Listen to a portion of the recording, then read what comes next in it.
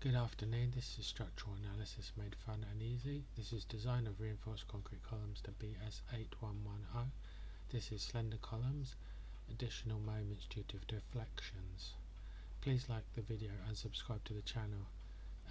So I'm making use of reference book Reinforced Concrete Design to BS8110, simply explained, A.H. Allen. So it says, let's see,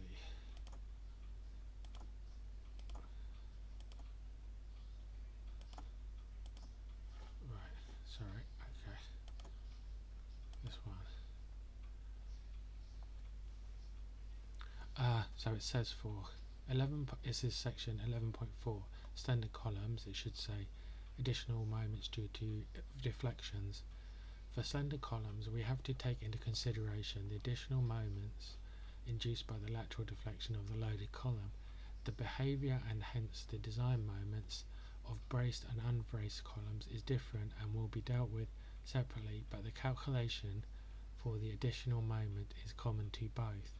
The formula for the additional moment given in equation 35 of the code is m additional equals n times AU, that's 11.6, where n is the ultimate actual load on the column and AU is the deflection, taken to be beta A K H, equation 32 of the code.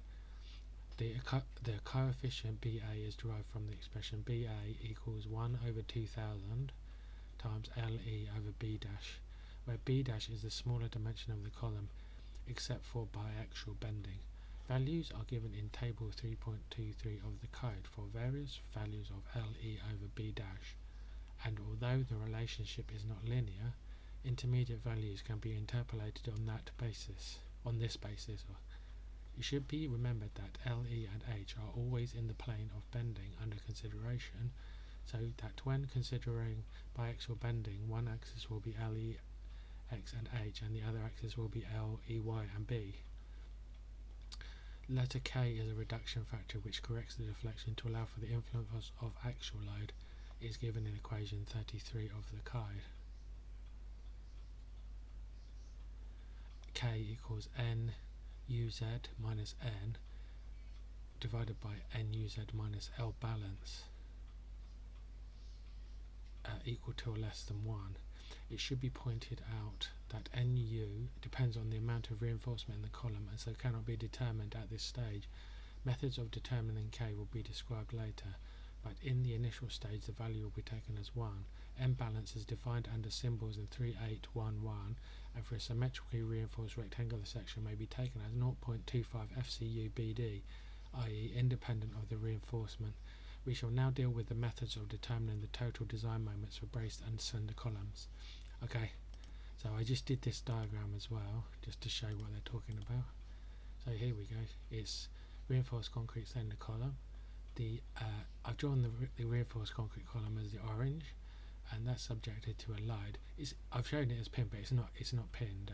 I'm just trying to show the deflected shape, so that would actually be, in reality that would be fixed, but it still shows the deflected section even if it was fixed. So dy is the lateral deflection.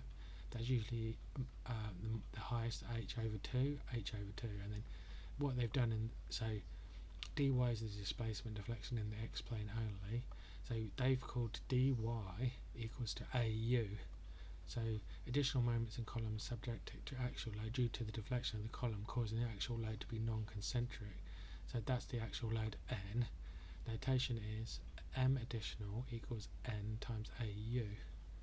AU equals beta A times K times H, and beta A is 1 over 2000 LE over B. So it's basically a proportion of the it's obvious, isn't it? Proportion of the effective length. It's basically a proportion of the slenderness ratio, because LE over B dash is the that's basically the slenderness ratio. So it's N times the slenderness ratio, a proportion of the slenderness ratio, and the proportion of the actual capacity used. B dash, oh, that should be little b. B dash is the smaller dimension of the column on the plane except for biaxial moments, and K is equal to NUZ minus N divided by NUZ minus N balance. N balance for a rectangular column is 0.25 times FCU BD, and I've shown it there. So now where the column deflects and you've still got the actual load passing through the column, then you get a moment from this direction. It will be anti-clockwise N times AU, so that gives you M. So basically it's just because I've done this in the other videos, but when you put the load on a slender column, you're going to flex it and it buckles in the Euler capacity mode. Then because it's moving, then you get a load from the eccentricity. So that's really, yeah, that's it. Thanks for watching.